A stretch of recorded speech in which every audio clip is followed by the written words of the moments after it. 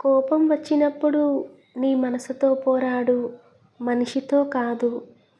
సమస్య వచ్చినప్పుడు కాలంతో పోరాడు, కన్నీరుతో కాదు. అయిన వాళ్ళను దూరం చేసుకొని ఎంత సంపాదించినా మీరు కోల్పోయిన ప్రేమాభిమానాలు ఎప్పుడూ సమానం అవ్వదు.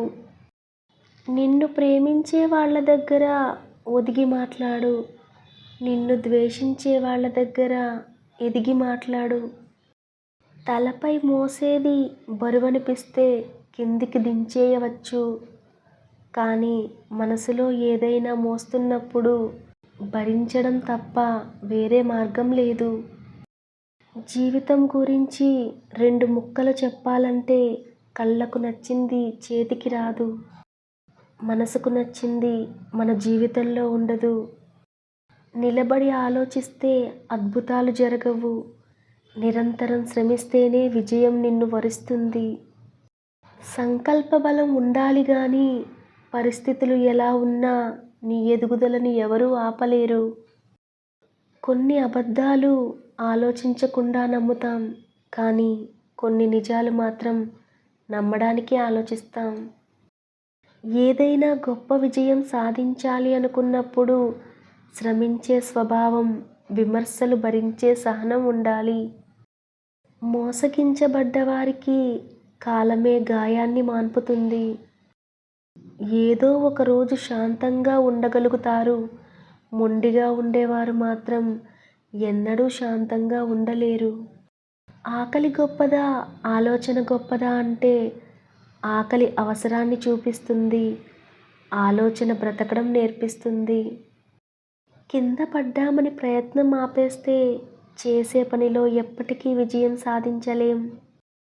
గెలవాలన్న తపన, గెలవగలను అనే నమ్మకం, నిరంతర సాధన, ఈ 3 నిన్ను గెలుపుకు దగ్గర చేసే సాధనాలు. అసలు ఈ ప్రపంచంలో సాధ్యం కాని విషయం అంటూ ఏదీ లేదు. అయితే మనకు కావాల్సింది మంచిగా ఆలోచించి ముందడుగు వేయడమే. నిన్ను నువ్వు మార్చుకోలేని రోజున పరిస్థితులన్నీ భారమే అవుతాయి.